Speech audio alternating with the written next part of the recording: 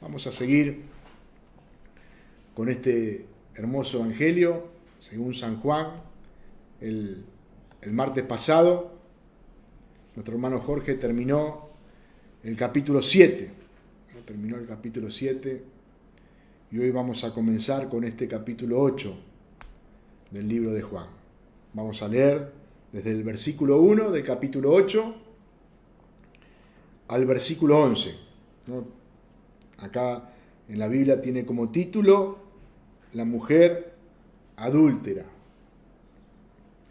Yo le puse como título a este mensaje El único que no pecó, enfocado en nuestro Señor Jesucristo. Vamos a leer este texto. Dice: y Jesús se fue al monte de los olivos, y por la mañana volvió al templo, y todo el pueblo vino a él, y sentado él les enseñaba. Entonces los escribas y los fariseos le trajeron una mujer sorprendida en adulterio, y poniéndola en medio, le dijeron: Maestro, esta mujer ha sido sorprendida en el acto mismo de adulterio. Y en la ley nos mandó Moisés apedrear a tales mujeres. Tú pues, ¿qué dices? Mas esto decía tentándole, para poder acusarle. Pero Jesús, inclinado hacia el suelo, escribía en tierra con el dedo. Y como si insistieran en preguntarle, se enderezó y les dijo: el que de vosotros esté sin pecado, sea el primero en arrojar la piedra contra ella. E inclinándose de nuevo hacia el suelo, siguió escribiendo en tierra. Pero ellos, al oír esto, acusados por su conciencia, salían uno a uno, comenzando desde los más viejos hasta los postreros, y quedó solo Jesús y la mujer que estaba en medio. Enderezándose Jesús, y no viendo a nadie sino a la mujer, le dijo: Mujer, ¿dónde están los que te acusaban? ¿Ninguno te condenó? Ella dijo: Ninguno, Señor. Entonces Jesús le dijo: Ni yo te condeno. Vete y no peques más. Amén. Pudimos ver el martes pasado, cuando Jorge predicaba del versículo 45 del capítulo 7, el final de este capítulo, que los alguaciles, los oficiales del templo, enviados por el Sanedrín, por los fariseos y los sacerdotes, para arrestar a Jesús, volvieron hacia estos fariseos y estos sacerdotes, y para sorpresas de estos judíos, estos alguaciles volvieron con las manos vacías. Estos hombres, que eran los oficiales, los policías del templo, que estaban acostumbrados a prender a las personas, estaban acostumbrados a hacer estas tareas, y habían sido enviados para apresar, para llevar a Jesús hasta este tribunal, volvieron con las manos vacías.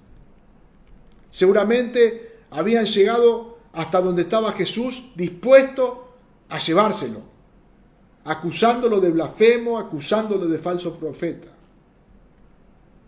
Pero volvieron, y no solo que volvieron con las manos vacías, sino que volvieron maravillados de las enseñanzas de Jesús.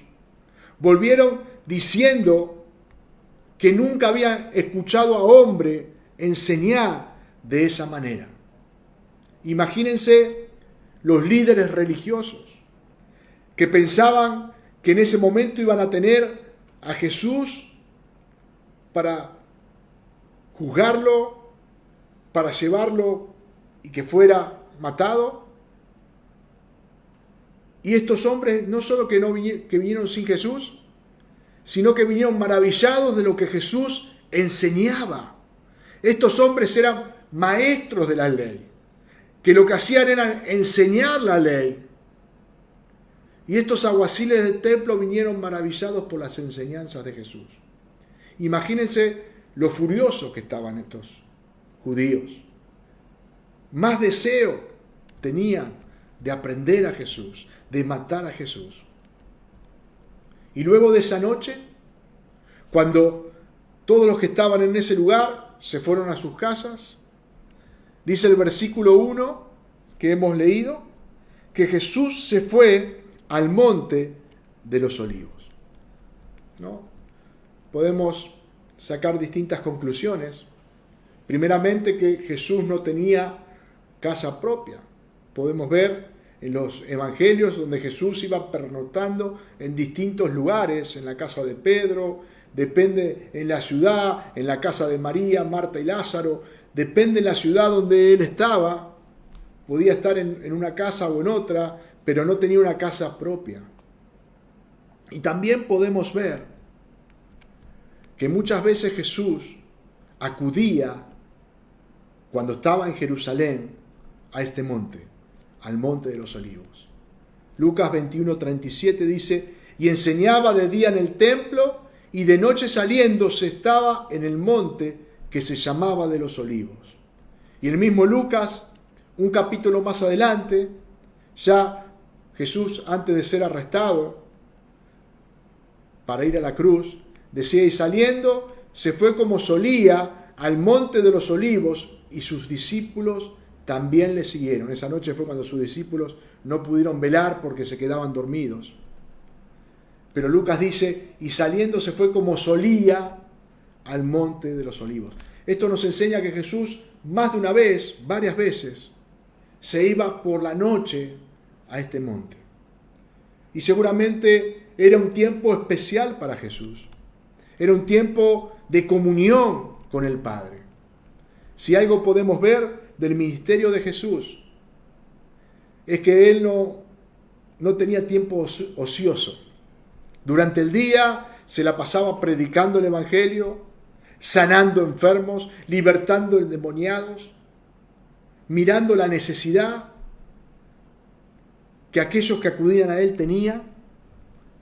Y otro tiempo importante lo utilizaba para estar a solas con el Padre, para estar en comunión, para orar a su Padre en lo secreto. Esto nos enseña también algo importante, hermano.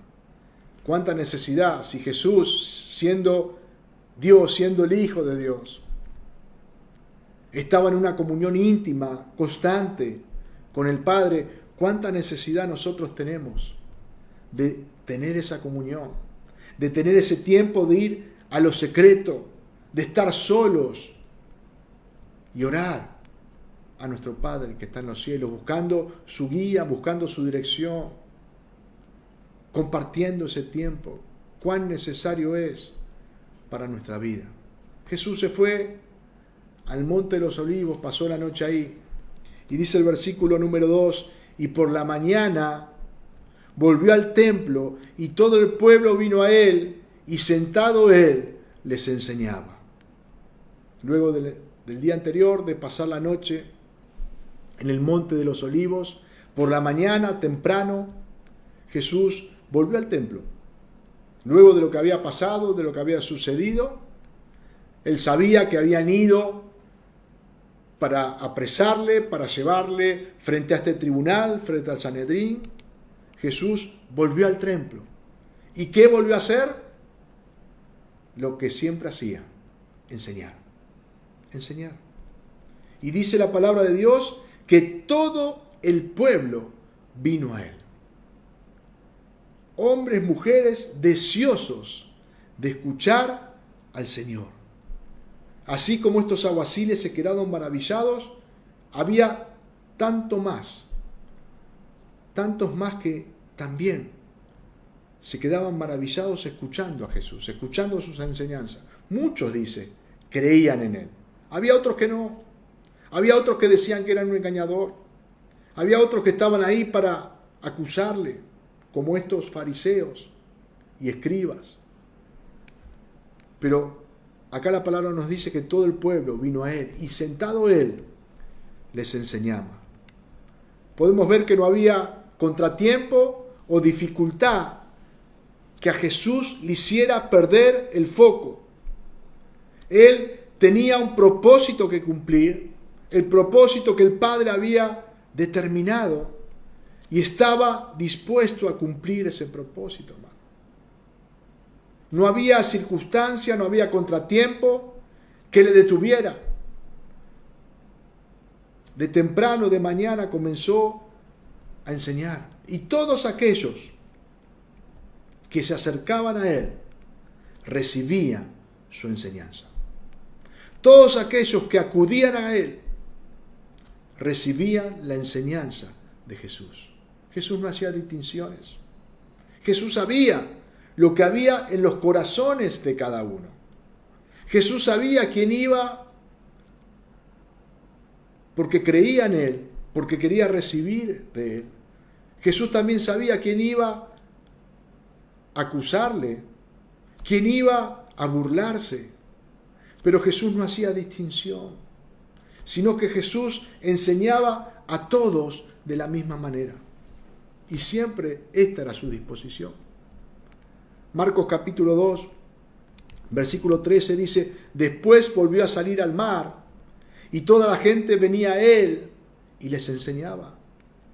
El mismo Marcos dice más adelante: y salió Jesús y vio una gran multitud. ¿Se acuerda cuando fue que con 5 panes y 2 peces alimentó a 5.000 hombres, más las mujeres y niños? Bueno, antes de este milagro que Jesús hizo, dice Marcos que Jesús salió y vio una gran multitud y tuvo compasión de ellos. ¿Por qué? Porque eran como ovejas que no tenían pastor. Y comenzó a enseñarles muchas cosas. Jesús estaba dispuesto a enseñarle a todos aquellos que acudían a él. El versículo 3 al 5 que hemos leído dice: entonces los escribas y los fariseos le trajeron una mujer sorprendida en adulterio, y poniéndola en medio le dijeron: maestro, esta mujer ha sido sorprendida en el acto mismo del adulterio, y en la ley nos mandó Moisés apedrear a tales mujeres. Tú pues, ¿qué dices? Vemos que, como el día anterior, Jesús estaba enseñando en una parte del templo, donde todo el pueblo le estaba escuchando, y de golpe, de repente, aparecieron los escribas y fariseos. Este grupo selecto, este grupo que la única intención que tenía era aprender a Jesús, matar a Jesús. Y cada vez eso se hacía más grande en sus corazones. Y Jesús seguía enseñando, porque ese era su propósito. Pero estos hombres de golpe trajeron una mujer que había sido sorprendida en el acto mismo de adulterio y la llevaron al medio donde Jesús estaba enseñando. La intención de estos judíos al llevar a esta mujer donde Jesús estaba no era solamente interrumpir las enseñanzas de Jesús. Esa era una de las intenciones. Seguramente una de las intenciones de ellos era interrumpir lo que Jesús estaba haciendo, buscando crear algún alboroto, que la gente arme algún revuelo, que la gente se disperse, que Jesús nos siga enseñando. Pero sino también buscaban que Jesús dijera algo inconveniente, que Jesús cometiera algún error. Por eso ellos llevaron a esta mujer y le hicieron esta pregunta. Ellos sabían qué era lo que la ley enseñaba, ellos sabían qué era lo que la ley mandaba, pero la presentaron delante de Jesús porque querían ver a ver cómo Jesús salía de esta situación.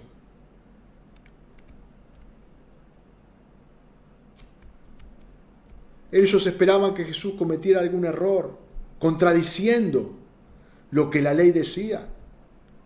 Iban a acusarle de que estaba desobediendo la ley de Dios, la ley de Moisés.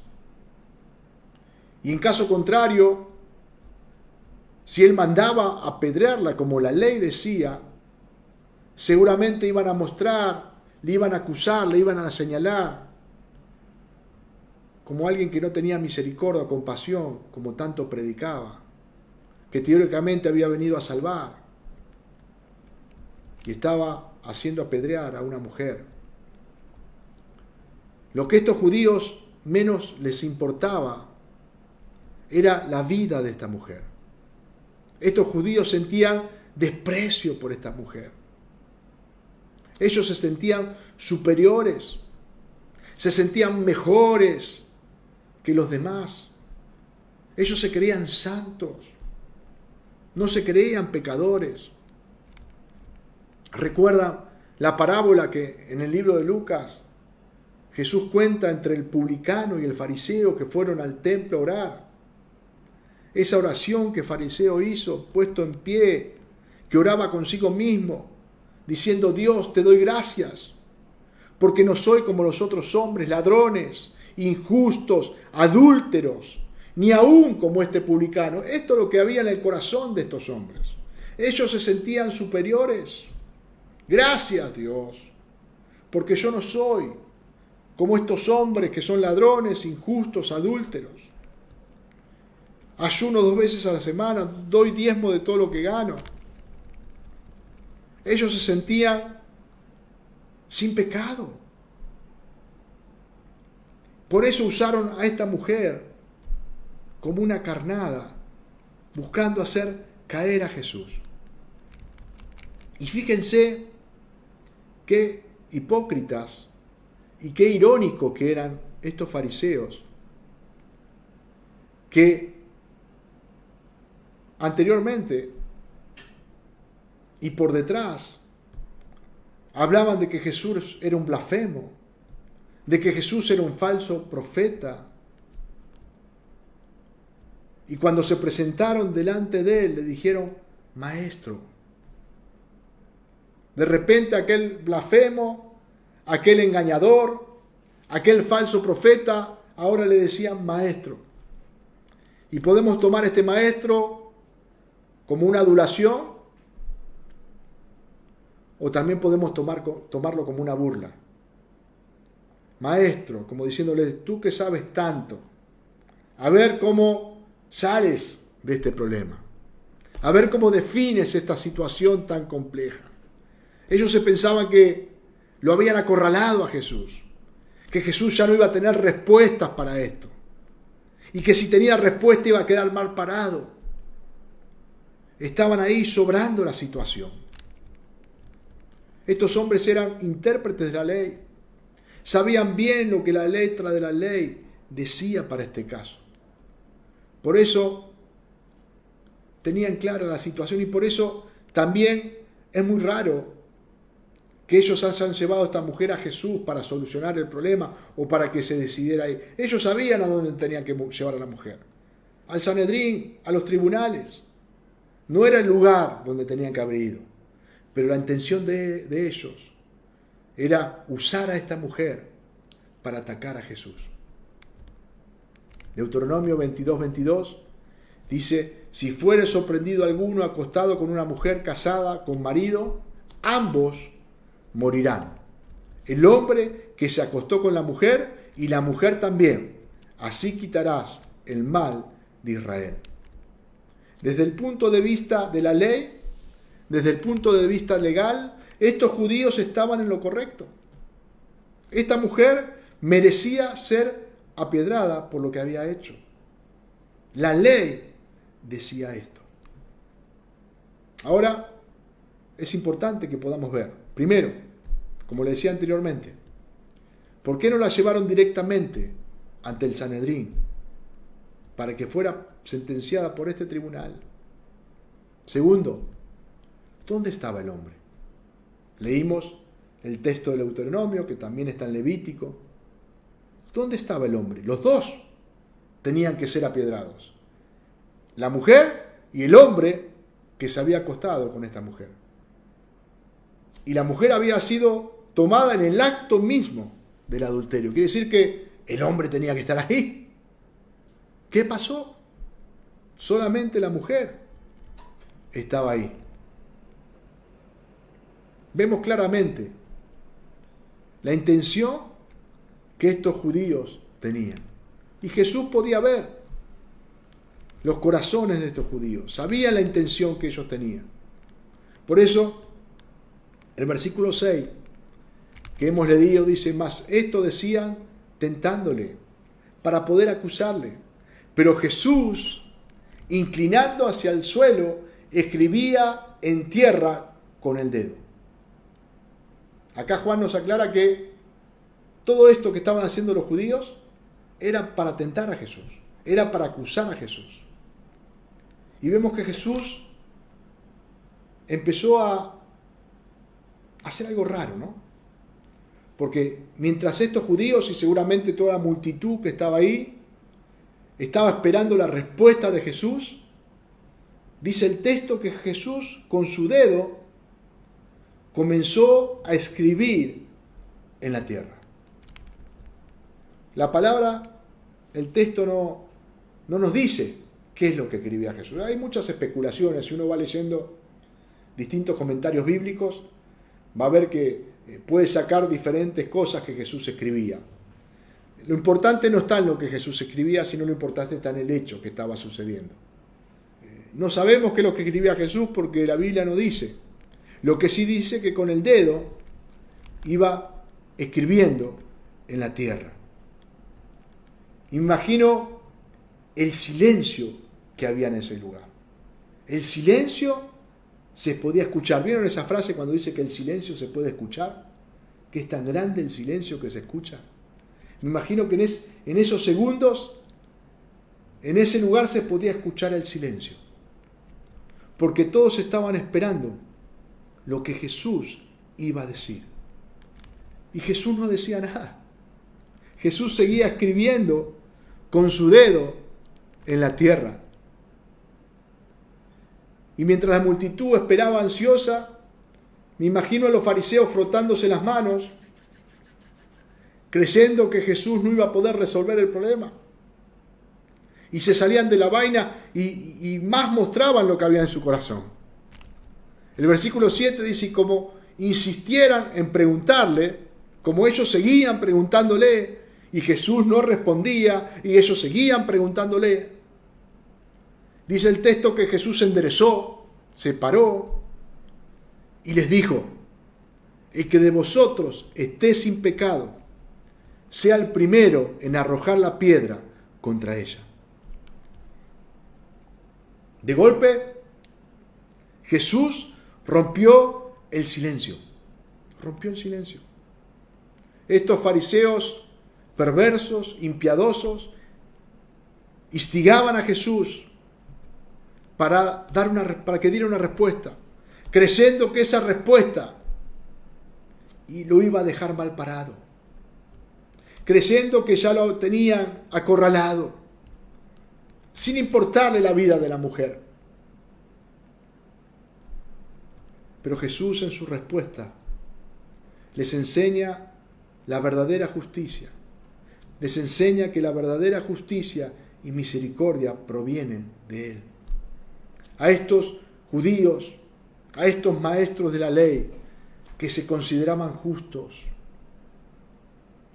que seguramente se consideraban misericordiosos,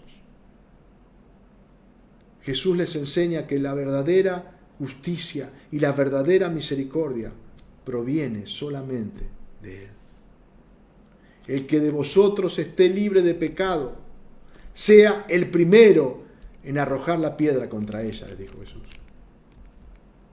¡Qué maravilloso! La respuesta que Jesús hizo. Hasta ese momento, todas las miradas estaban puestas en esta mujer. Todas. Desde que estos fariseos pusieron a esa mujer en el medio de toda la multitud donde Jesús estaba parado, sentado. Todas las miradas de la gente, de los que estaban ahí, estaban sobre esta mujer.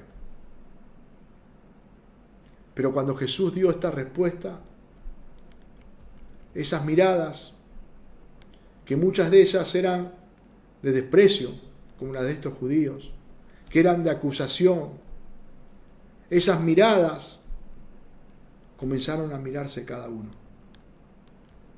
Podemos ver lo maravilloso que Jesús hizo. En un segundo, todos aquellos que miraban a esta mujer con desprecio y que tenían extendido su dedo acusándola, tuvieron que comenzar a mirarse para adentro. Tuvieron que comenzar a mirarse ellos mismos, su vida, qué es lo que ellos hacían y dejaban de hacer. Jesús magistralmente cambió el foco de atención. Hasta ese momento el foco de atención era esta mujer pecadora. Pero con esta respuesta de Jesús, el foco de atención fue cada uno de los que estaban ahí. Su respuesta fue perfecta. No negó la culpa de esta mujer. No negó que esta mujer era pecadora. Guardó la ley, cuidó la ley. Al contrario, expuso los pecados de todos los que la acusaban. Y en un acto de misericordia, evitó que la mujer fuera apedrada. Miren todo lo que Jesús hizo con esa respuesta. El versículo 8 y 9 que hemos leído, vemos que Jesús nuevamente, luego de responder esto, comenzó nuevamente a escribir con el dedo en el suelo. Dice, inclinándose de nuevo hacia el suelo, siguió escribiendo en tierra. Pero ellos, habla de los fariseos y los escribas, al oír esto, acusados por su conciencia, salían uno a uno, comenzando desde los más viejos hasta los postreros, y quedó solo Jesús y la mujer que estaba en medio. Todos aquellos que habían llevado a esta mujer ante Jesús, dice la palabra que comenzaron a irse de a uno, desde los más grandes hasta los más pequeños. Y al ver este texto, yo pensaba lo triste es que no se fueron con un corazón arrepentido. No se fueron porque las palabras las había confrontado y le había mostrado que eran pecadores, cochinos, iguales o peores que esa mujer. No. Se sintieron humillados en su orgullo. Se sintieron perdedores. Por eso se fueron. Estos judíos se sentían ganadores. Creían que habían acorralado a Jesús. Creían que Jesús ya no iba a tener respuesta, que no iba a poder salir de esta trama que habían hecho. Pero ante esta respuesta de Jesús, habían perdido por goleada. Sufrieron una derrota humillante. Y de a uno, dice la palabra de Dios, que comenzaron a irse. Qué triste que no hubo arrepentimiento en su corazón. Qué triste que no se humillaron delante del Señor, sino que dejaron que su orgullo les gobernara. Aquellos que buscaron avergonzar a Jesús, se fueron avergonzados. Aquellos que querían condenar a la mujer, se fueron condenados. Se alejaron de Jesús.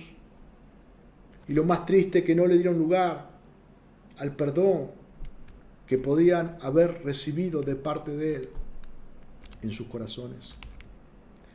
El versículo 10 y 11, los últimos dos versículos, nos dice, y enderezándose Jesús, y no viendo a nadie sino a la mujer, le dijo, mujer, ¿dónde están los que te acusan?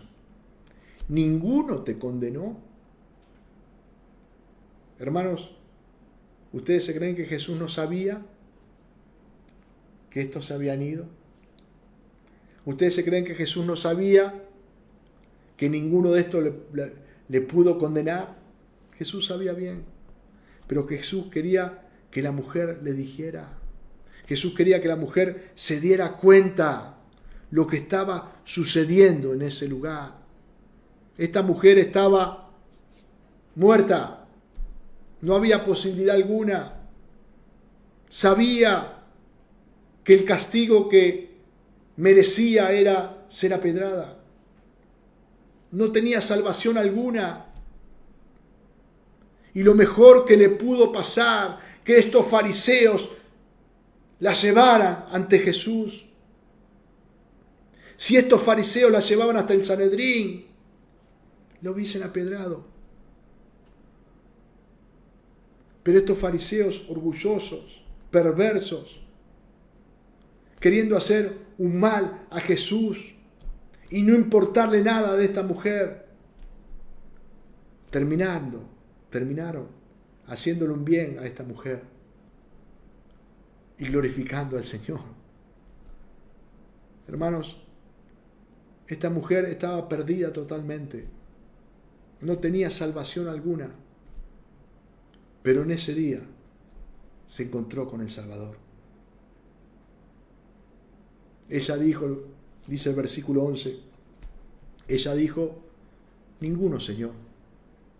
Entonces Jesús le dijo, ni yo te condeno. Vete y no peques más. El único que era sin pecado. Acá está el título del mensaje. El único que era sin pecado. El único que tenía autoridad para condenarla. Le dijo, ni yo te condeno. Vete y no peques más. Esta mujer pudo experimentar la misericordia y el perdón de Dios, hermano. Estaba esperando ser apiedrada. Estaba esperando el final de su vida, sin esperanza alguna, pero se encontró con Jesús. Y la misericordia y el perdón de Dios fueron patentes en su vida. Todos aquellos que se encuentran con Jesús y reconocen su estado de pecador, reconocen que son pecadores y se humillan delante de Él, pueden experimentar la misericordia y el perdón de Dios. San Juan 3, 17 y 18 dice, porque no envió Dios a su Hijo al mundo para condenar al mundo, sino para que el mundo sea salvo por Él. El que en Él cree no es condenado, pero el que no cree ya ha sido condenado, porque no ha creído en el nombre del unigénito Hijo de Dios. Hermanos, Jesús, como Él lo decía, no había venido para condenar, sino había venido para que el mundo sea salvo por Él. Para que todo aquel que se acercara a Él, creyendo, sea salvo. Ahora, aquel que no cree es condenado, porque no ha creído en el unigénito Hijo de Dios. En su segunda venida, Jesús vendrá como juez. Hechos 17:30 nos dice, pero Dios, habiendo pasado por alto los tiempos de esta ignorancia, ahora manda a todos los hombres en todo lugar que se arrepientan, por cuanto ha establecido un día en el cual juzgará al mundo con justicia, por aquel varón a quien designó, dando fe a todos con haberle levantado de los muertos. Estamos en el tiempo donde Dios manda a todos los hombres que se arrepientan, a todos los hombres que reconozcan a Jesucristo como su Salvador, como su Señor. Pero un día ese tiempo se terminará y aquel que ascendió a los cielos volverá y juzgará al mundo con justicia. Segunda de Timoteo 4:1, Pablo le decía a Timoteo, te encarezco delante de Dios y del Señor Jesucristo, que juzgará a los vivos y a los muertos en su manifestación y en su reino. Cuando vuelva, Jesucristo vendrá como juez. Y Él juzgará. Los que creyeron en Él, aquel pecador que creyó en Él como su Salvador y como su Señor, será salvo. La justicia de Cristo es imputada a su favor. No será condenado. Pero aquel que no ha creído ya ha sido condenado. Y todo el peso de la ira de Dios caerá sobre aquel que no se ha arrepentido de sus pecados, que no ha creído en Jesús como su Salvador y como su Señor. Quería estos últimos minutos poder hablar de un concepto importante. Muchos cristianos toman esta historia o pasajes como estos y lo interpretan mal y dicen que dentro de la iglesia no se debe juzgar al pecador. Miren, Jesús no juzgaba al pecador. Miren, Jesús no señalaba al pecador. Y trasladan lo que pasó en ese momento con lo que vivimos hoy en la iglesia. Pero eso es no interpretar bien las Escrituras. Primero, si miramos bien la historia, vamos a ver que Jesús no avaló lo que estas mujeres están haciendo. Jesús le dijo, vete y no peques más. Nunca Jesús avaló el pecado. Nunca Jesús avaló el pecado de esta mujer. Segundo, Jesús estaba guiando a estas personas al arrepentimiento, las cuales necesitaban su justicia. Estos fariseos se creían justos, creían que podían ganarse el favor de Dios, y Jesús le mostraba constantemente lo que había en sus corazones, que eran pecadores empedernidos, que necesitaban de un Salvador. Personas que no eran salvas, personas que tenían que nacer de nuevo. Pero vemos en los mismos evangelios, por ejemplo, en Mateo 18, versículo 15, que Jesús nos enseña cómo debemos tratar al pecado en la iglesia. Mateo 18, versículo 15 dice, por tanto, si tu hermano peca contra ti, ve y repréndele estando tú y él solos. Si te oyere, has ganado a tu hermano. Mas si no te oyere, toma aún contigo a uno o a dos, para que de boca de 2 o 3 testigos conste toda palabra. Si no los oyeres a ellos, dilo a la iglesia. Y si no lo oyere a la iglesia, tenle por gentil y publicano. Vemos que Jesús, en el mismo evangelio, ya está enseñándonos cómo debemos actuar contra el pecado, cómo debemos tratar al pecado dentro del cuerpo de Cristo, dentro de la iglesia.